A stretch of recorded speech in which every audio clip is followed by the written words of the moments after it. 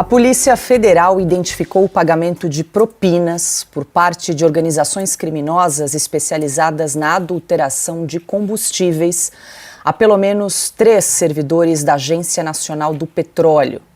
A ANP é vinculada ao Ministério de Minas e Energia, que informou que colabora com as investigações. Dos servidores envolvidos no escândalo, um já está aposentado e outros 2 foram afastados. Os pagamentos eram realizados em dinheiro ou transferências mensais, uma espécie de mensalinho. A Polícia Federal apura o suposto pagamento de pelo menos R$283 mil em propinas. O esquema teria beneficiado um empresário influente no órgão do governo. O empresário é Marcos Stefano Perini, também chamado de Olho Azul ou Alemão. Adalberto Piotto, muito boa noite, seja bem-vindo, meu caro. Chama a atenção aqui nessa notícia o fato de que a Agência Nacional de Petróleo, vinculada ao Ministério de Minas e Energia, hoje comandado por Alexandre Silveira, que nós comentamos inclusive aqui no programa na semana passada, é o mesmo que negou acesso àquela declaração de conflito de interesse que é preciso assinar para assumir um cargo, para assumir um ministério no governo. A Folha de São Paulo havia pedido essa declaração e ele negou acesso a essa declaração de conflito de interesse e o governo impôs aí sigilo de 100 anos em relação a essa documentação. Boa noite. Boa noite, Paula. Augusto, boa noite, Silvio, boa noite, Ana, a todos vocês que nos acompanham aqui em Oeste Sem Filtro. A Agência Nacional de Petróleo é justamente a agência dedicada a regular as questões todas de combustíveis. Eu estou falando de óleo diesel, de gasolina, de gás natural, os biocombustíveis. A ANP foi chamada, por exemplo, a regular quando houve uma exigência do Conselho Nacional do Meio Ambiente, lá em 2009, para ser preciso, 2003, com prazo para entregar até 2009, a redução do enxofre no diesel brasileiro. Para se ter uma ideia, no Brasil era permitido até 1.500 partes por milhão de enxofre, para se ter uma ideia. Hoje você vê esse negócio nos postos de gasolina, S10, é isso, são 10 partes por milhão. Antes era 1.500 partes por milhão. Veja só o quanto que o cidadão brasileiro tinha um combustível de péssima qualidade.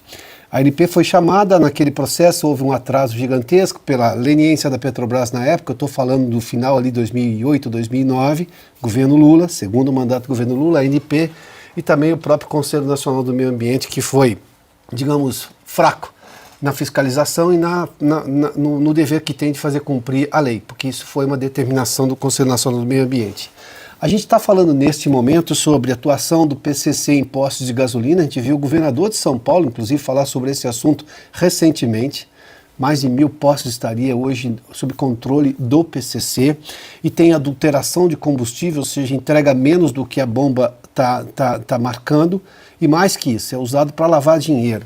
Rubens Ometo, que é do grupo que detém a marca Shell aqui no Brasil, do grupo Cosan, disse isso recentemente num evento lá de empresários do Esfera Brasil, no Guarujá, quando reclamou, obviamente, do governo, das contas fiscais, do problema todo, mas também fez essa referência. Se você conversar com empresários hoje do setor, eles dizem que tem uma competição desleal. Aí voltamos agora ao caso. E a gente tem agora, como é que se chama os meninos aí, Os Paulo? 3 funcionários. O apelido aí dos rapazes aí, como é que é? Servidores conhecidos como Veinho, Pinga e Valmir. Negociando propina para, obviamente, não fazer o mínimo que a ANP tem de fazer, que é fiscalizar. E querem receber o dinheiro querem receber a propina em dinheiro. Nós estamos vendo um filme velho já, né? Porque foi exatamente assim que a corrupção acontecia lá no governo Lula, lá atrás. Esse caso já vem desde 2009, continuou agora, em 2003, vem essa operação para mostrar isso daí. Nós vamos passar o Brasil a limpo de verdade, para usar uma expressão que o Boris Casoy eternizou no país. A gente vai levar a sério ou a gente vai deixar a coisa degringolar até chegar uma Venezuela? Porque a Venezuela não tem mais fôlego para continuar naquela ditadura. A gente vai falar sobre esse assunto depois. Silvio Navarro, muito boa noite, seja bem-vindo, Silvio. Duas operações interligadas, conectadas da Polícia Federal, batizadas aí como Boile e Barão de Tararé, então identificaram depósitos mensais nas contas desses servidores aí da Agência Nacional do Petróleo, identificados aí como Veinho, Pinga e também Valmir. Será que o presidente Lula vai dizer também que não sabia de nada nessa operação? Boa noite, Silvio. Boa noite, Paula, Piotto, Ana, querida, meu irmão Augusto, boa noite para quem nos acompanha. Paula, provavelmente ele dirá sim, que não sabia de nada, aliás, talvez diga que sequer sabe quem hoje compõe a diretoria da Agência Nacional de Petróleo. Eu espero que a Polícia Federal, como disse o Piotto, investigue a fundo todo esse setor que vem aparecendo com mais frequência no noticiário policial, justamente por conta da infiltração, ou talvez já podemos dizer, do domínio da facção criminosa PCC na área dos combustíveis. Sobretudo aqui no estado de São Paulo, palavras do próprio governador Tarcísio de Freitas, que trouxe um número alarmante. Mais de 1.000 postos de gasolina estariam sob domínio de facções criminosas. Além de todo o histórico que já conhecemos no ramo de adulteração de combustíveis. Pois bem, agora tem um outro aspecto que acho que vale ressaltar. 1 ano e 7 meses de governo e vários escândalos de corrupção, várias suspeitas, vários indícios começam a aparecer também com mais frequência. Nós trouxemos todo o caso do Arrozão, que era um trambique, era uma falcatrua, e olha que quando o presidente Lula da Silva admite que era uma falcatrua, é porque provavelmente ela tinha o triplo do tamanho, né? A gambiarra era muito maior. Pois bem, mais um caso envolvendo agências de publicidade, novos contratos milionários com a SECOM, Secretaria de Comunicação do Governo. O Ministério das Comunicações tem um ministro, aliás, ministro dos Cavalos, Juscelino Filho, enrolado até o pescoço.